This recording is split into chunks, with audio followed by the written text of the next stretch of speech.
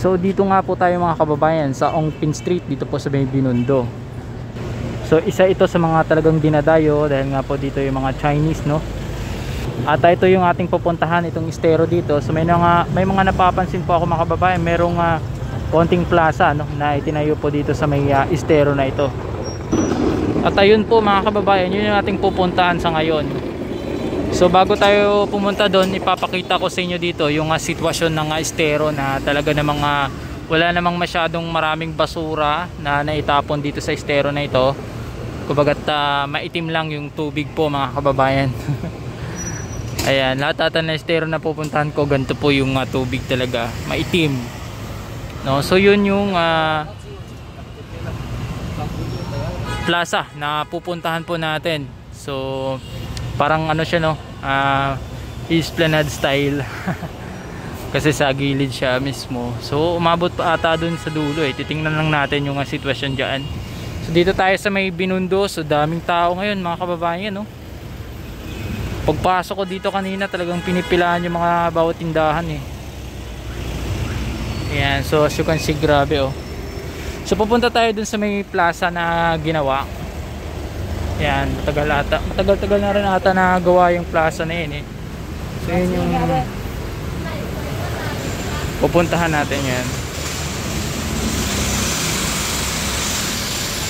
Ayan, so papasok dito, kitang kita mo kaagad yung halaman dito. Ayan mga kababayan, Mandarin, may pangalan dito, Mandarin Supermarket. Ayan na dun. So yun, dyan tayo galing kanina. So in-update ko lang to kasi ang ganda din pala dito mga kababayan, nakaka-relax din po dito, no. Solid din kasi nga walang basura, talagang alagang alaga itong area na ito dito. Dito lang yan mga kababayan, kapag galing kayo dun sa simbahan Binondo, no, mismo, hanapin nyo yung Ongpin Street, dire-diretsuhin mo lang, makikita mo kaagad to. Medyo may kaunting lalakarin kayo pero malapit lang din naman.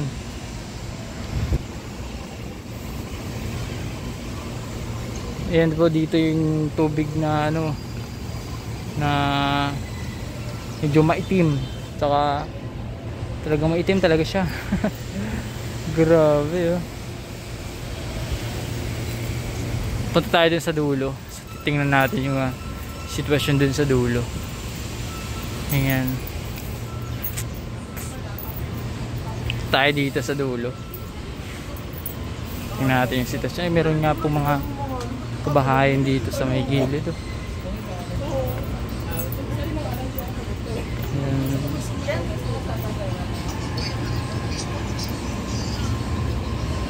Malawak-lawak pala to mga kababayan, kita nyo.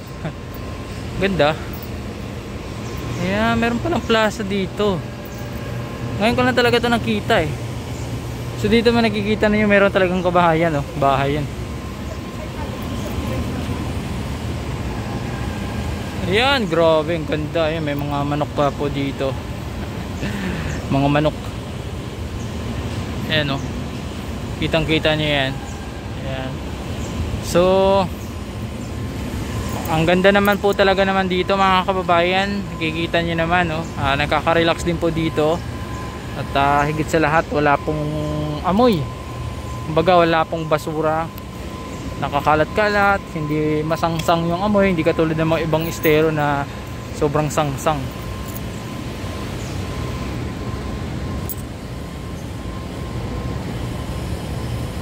Ayan.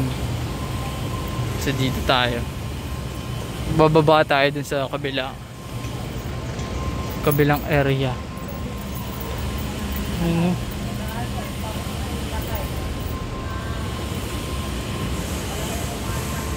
Ayan, ganda.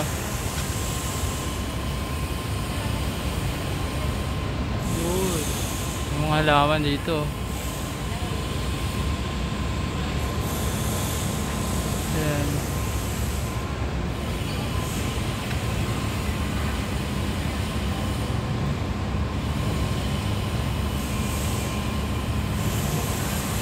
Ayan. So di ko alam kung anong street to dito Pag pumasok kayo dyan, di ko lang alam kung anong street niya Pero Malapit lang din to sa ano, palabasan papuntang Ong Pin Street, alam pagkakaalam ko eh. So marami din pong obstruction dito sa gilid. Ayan, so as you can see, makikita po ninyo yan.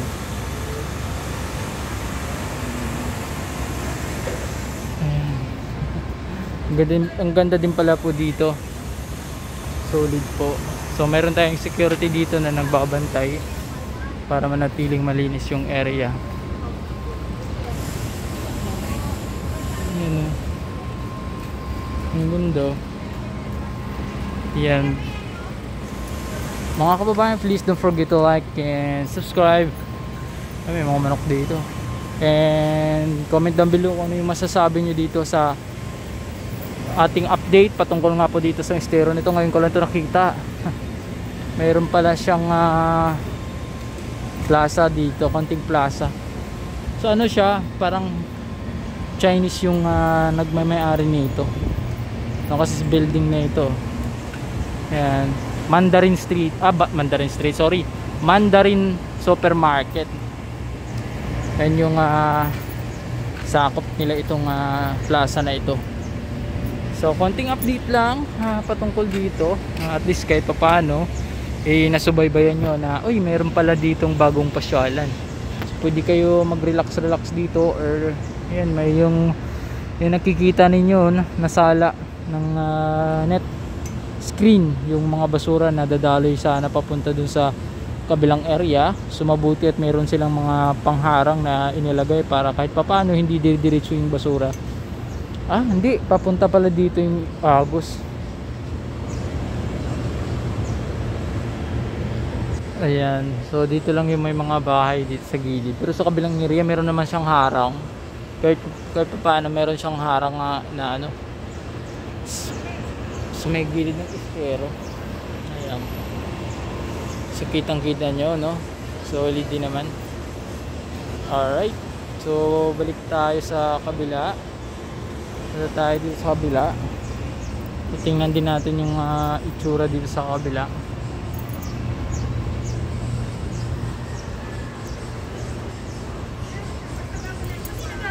Ayan, Ong Pin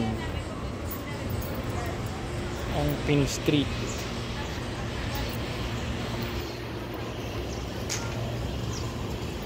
Ayan lang yung tulay na yan, no? Ayan, so kung nakikita niyo yung lamppost na yan, project yan ni Isko Moreno Dumagoso, mga kababayan. Nandito rin ako nung inauguration, no? Nung bubuksan itong tulay yung mga ilaw na yan. So kasama din tayo doon sa inauguration. I mean, andun tayo nagko-cover. Ayan, so ang ganda din, mga kababayan. Kahit pa paano wala tayo nakitang grabing basura, hindi katulad ng ibang estero na sobrang dami. Lalo na yung sa Pretil. Ay sos, grabe yung basura doon, mga kababayan. Pretil papuntang Balot, mga ganyan na estero. Grabe yung mga nila, mga basura doon, puro tambak talaga, mga kababayan.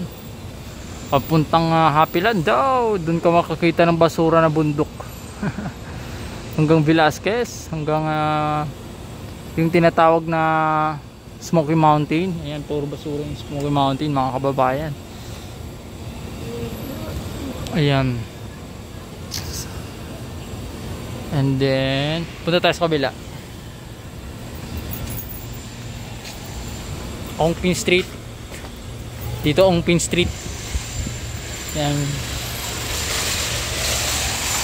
Alright. Papunta dito. Meron dito nga na pinipilahan na tindahan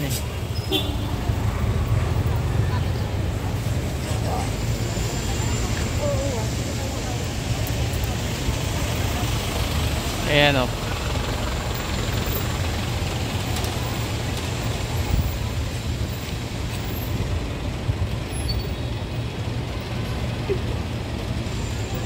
Uy, ano yan? Pala ka, naglalakad, kabayan. Dito rin sa kabila, ayan, malinis din naman po. So hindi, mga kababayan, dito lang po tayo sa may Pin Street. Pinuntahan ko lang dito yung yung estero na tinutuloy-tuloy din yung pagpapaganda po dito, and then yung pag-asikaso nila para malinis, no? Lalo na yung shoutout natin yung mga estero rangers po natin na naglilinis po dito araw-araw. Ayan, so konting update lang patungkol dito. Maraming salamat sa panonood. God bless po sa atin lahat. Thank you po. Dito lang yan natatagpuan sa anong street to? Ongpin Street, pero dito hindi ko alam kung anong street to dito banda. Dito hindi ko alam kung ano to dito, estero. Basta Binondo, estero Binondo. So dito lang po magtatapos ang ating vlog for today. Maraming salamat sa panonood at God bless sa atin lahat.